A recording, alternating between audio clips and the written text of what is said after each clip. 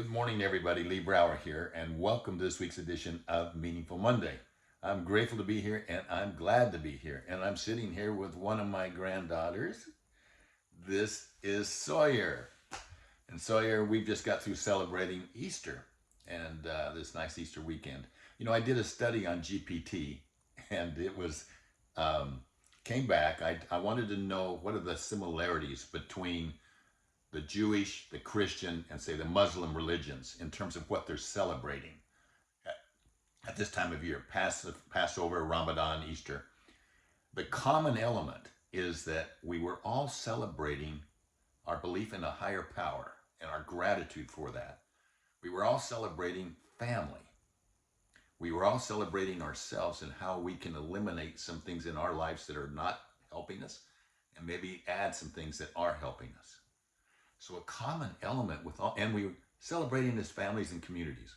So a common element is balance. We were bringing balance into what we're doing. And so I look at the pillars of nimblicity. If you remember, we talked about nimblicity being the joy of being nimble. And so the joy of being nimble is that nimblicity that allows us to make choices, to do things that we know we get to do and not be hindered by bad choices.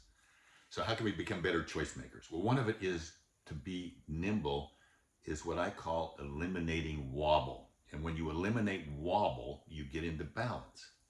And I'm not talking about just work-life balance being equal. If it's equal, then you're not nimble. Nimblicity means that if I've got 4 tires and I'm losing air in one of the tires, I don't go out and empty air in the other tire to make it match up.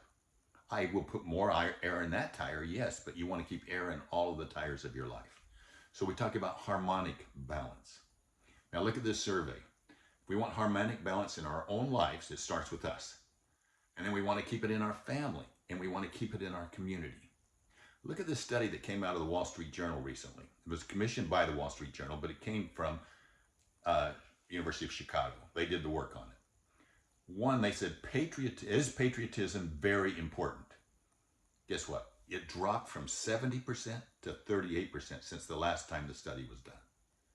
Religion, is it very important? It dropped from 62% to 39%. How about having children?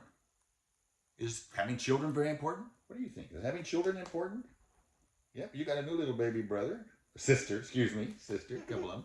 Okay, so having children dropped from 59% to 30%. How about community involvement? Is it very important? It dropped from 47% to 27%. Unbelievable. Now, this next one, just 4 years ago, was tolerance for others deemed very important? Yes, by 80% of Americans. This last study dropped clear down to 58%. What's gone up? What's gone up? Money is very important, went from 31% to 43%. I'm telling you that your air is out of some tires. Some tires are going flat. You've got wobble. I've got wobble. The bottom line, the Wall Street Journal said, is it quantifies the generational and political divide and shows a rot at the very soul of our nation. That's scary. That is really, really scary. So how do we bring that back?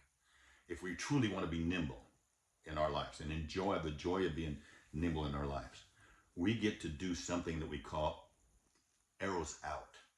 We get to start looking at what are those things that matter most in our lives and have the courage and the nimblicity to be able to say no to even the very important. Why? Because when you're balanced, you have a bigger yes burning inside of you. And it's that bigger yes that will allow you to do. Now, it starts with us. We can sit around and complain about patriotism and religion and all these other things. We can complain. It doesn't do any good. Lean into what you can do about it and set the standard and set the example. Can you become more patriotic? Can you have more religion in your life? Can you value family life even more? What about community involvement? How about being compassionate with others and patient with others instead of being in that antagonistic or contemptuous mindset? It's up to you. It's up to us. It's up to each one of us. So if we want nimblicity in our lives, let's get back. Let's eliminate the wobble. Let's get back to arrows out. Let's get back to loving others. And so I hope you enjoy this week's Meaningful Monday. I am grateful here to be with you. We've got two of our pillars down now, and we've got the keystone is gratitude. So vision, clarity, and then we've got balance and gratitude. We're going to talk about the other two pillars in the upcoming week. Upcoming weeks. Have a meaningful week this week. We'll talk to you next week.